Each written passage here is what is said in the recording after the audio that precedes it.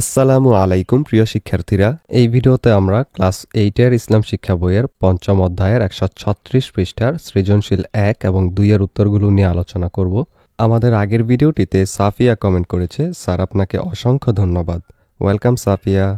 প্রথম সৃজনশীলের উদ্দীপক হলো মাহবুব সাহেব এবি কলেজের প্রভাষক ছিলেন। কলেজের কয়েকজন প্রভাষক ষড়যন্ত্র করে তাকে উক্ত কলেজ থেকে চাকরিচ্যুত করেন। তার স্ত্রী শাহিদা বেগম ছিলেন ইসলামী জ্ঞানে খুবই পারদর্শী। তিনি মাহবুব সাহেবকে সান্ত্বনা ও সাহস দেন।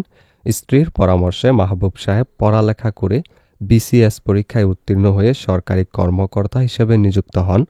কয়েক বছর পর তিনি শিক্ষা অধিদপ্তরের ঊর্ধ্বতন কর্মকর্তা হিসেবে এবি কলেজ পরিদর্শনে আসেন। তখন মাহবুব সাহেবের বিরুদ্ধে ষড়যন্ত্রকারীরা তার কাছে ক্ষমা চাইতে আসেন। তিনি তাদেরকে বললেন, আপনাদের বিরুদ্ধে আমার কোনো অভিযোগ নেই, আমি ক্ষমা করতে ভালোবাসি। কয়ের কোয়েশ্চনটা হলো, হজরত ওমর ইবনু আব্দুল আজিজ রাদিয়াল্লাহু আনহু কোন বংশে জন্মগ্রহণ করেন? আনসার, হজরত ওমর ইবনু আব্দুল আজিজ রাদিয়াল্লাহু আনহু উমাইয়া বংশে জন্মগ্রহণ করেন।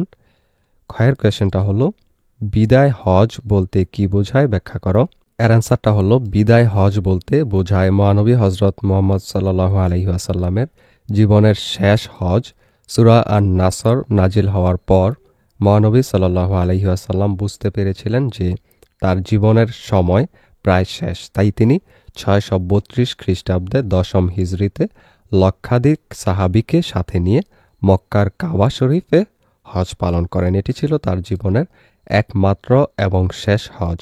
এই হজেই তিনি মুসলিম উম্মার উদ্দেশ্যে গুরুত্বপূর্ণ ভাষণ দিয়েছিলেন, যা বিদায় হজের ভাষণ নামে পরিচিত। তাই এই হজকে বিদায় হজ বলা হয়। এরপর গয়ের কোয়েশ্চনটা হলো, শাহিদা বেগম কর্তৃক স্বামীকে পরামর্শ দান হজরত আয়েশা রাদিয়াল্লাহু আনহার কোন বৈশিষ্ট্যের সাথে সাদৃশ্যপূর্ণ, ব্যাখ্যা করো।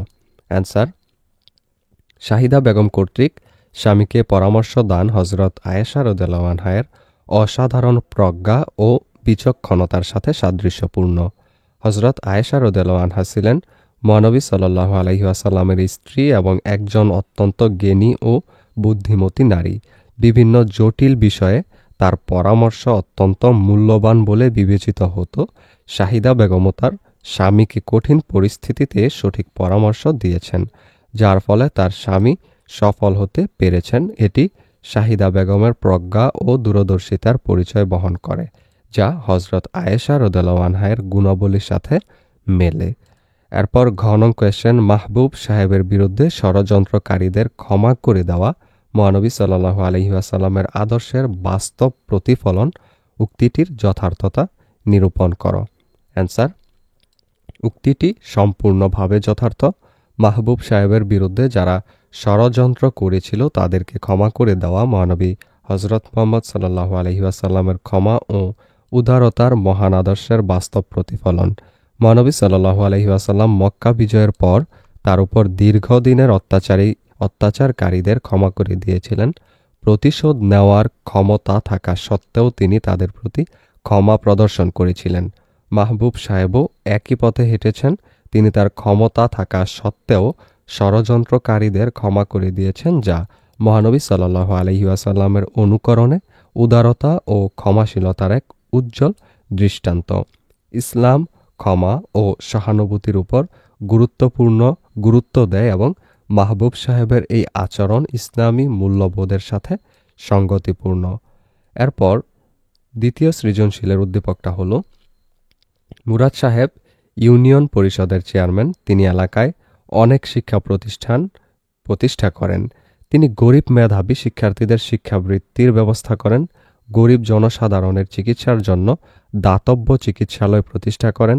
বিশ্ববিদ্যালয়ে অধ্যয়নরত তার ছেলে মুবিন শীতকালীন ছুটিতে বাড়িতে এসে বাবার কার্যক্রম দেখে খুশি হয়।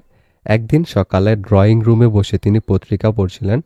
হঠাৎ একই গ্রামে বসবাসরত তারিক এসে অভিযোগ করল যে নয়নের গাভী তার ফসল নষ্ট করেছে। তখন তার বাবার অনুপস্থিতিতে উভয়ের বক্তব্য শুনে সিদ্ধান্ত দিল যে নয়ন শস্যক্ষেত পূর্বাবস্থায় ফিরিয়ে না আনা পর্যন্ত তারিক নয়নের গাভী লালন পালন করবে ও দুধ ভোগ করবে। উভয় পক্ষ এই সিদ্ধান্তে খুশি হলো, তার পিতাও তাকে ধন্যবাদ জানালেন। কয়ের কোয়েশ্চেনটা হলো, আল্লাহ কোন নবীকে পশু পাখি কীট পতঙ্গ জীবজন্তু ও জিন ইনসানের ভাষা বোঝার ক্ষমতা দিয়েছেন? এর অ্যান্সারটা হবে আল্লাহ হজরত সুলাইমান আলাইহিসসালামকে পশু পাখি কীট পতঙ্গ জীবজন্তু ও জিন ইনসানের ভাষা বোঝার ক্ষমতা দিয়েছেন। ক্ষয়ের কোয়েশ্চেন, মুজিজা বলতে কি বোঝায়? ব্যাখ্যা করো। অ্যান্সার, মুজিজা বলতে আল্লাহর প্রিয় বান্দাদের প্রতি তার প্রদত্ত অলৌকিক ক্ষমতাকে বোঝায়। এই ক্ষমতা স্বাভাবিক মানুষের ক্ষমতার বাইরে থাকে এবং এটি আল্লাহ তার নবীদের সত্যতা প্রমাণ করার জন্য দান করেন। মুজিজার মাধ্যমে আল্লাহর নবীগণ এমন কিছু কাজ করতে সক্ষম হন যা সাধারণ মানুষের পক্ষে করা সম্ভব নয়। এর মাধ্যমে মানুষ নবীদের উপর বিশ্বাস স্থাপন করে এবং আল্লাহর পথে আসে। এরপর গয়ের কোয়েশ্চেনটা হলো, মুরাদ সাহেবের কর্মকাণ্ডে হজরত ওমর ইবনু আব্দুল আজিজের কোন আদর্শটি ফুটে উঠেছে? ব্যাখ্যা করো। এর অ্যান্সারটা হলো মুরাদ সাহেবের কর্মকাণ্ডে হজরত ওমর ইবনু আব্দুল আজিজের ন্যায়পরায়ণতা, জনকল্যাণকামিতা এবং শিক্ষার প্রতি আগ্রহের আদর্শ ফুটে উঠেছে। হজরত ওমর ইবনু আব্দুল আজিজ রাদিয়াল্লাহু আনহু তার শাসনামলে শিক্ষা বিস্তারের জন্য অনেক পদক্ষেপ নিয়েছিলেন এবং শিক্ষকদের মর্যাদা প্রতিষ্ঠা করেছিলেন। মুরাদ সাহেবও এলাকায় শিক্ষা প্রতিষ্ঠান প্রতিষ্ঠা করেছেন, গরিব মেধাবী শিক্ষার্থীদের শিক্ষাবৃত্তির ব্যবস্থা করেছেন এবং গরিবদের চিকিৎসার জন্য দাতব্য চিকিৎসালয় স্থাপন করেছেন। এই কাজগুলো হজরত ওমর ইবনু আব্দুল আজিজের জনকল্যাণমূলক কাজের অনুরূপ। এরপর ঘন কোয়েশ্চেন হলো, মুবিনের বিচক্ষণতা হজরত সুলাইমান আলাইহিসসালামের জীবনাদর্শেরই প্রতিফলন, ব্যাখ্যা করো।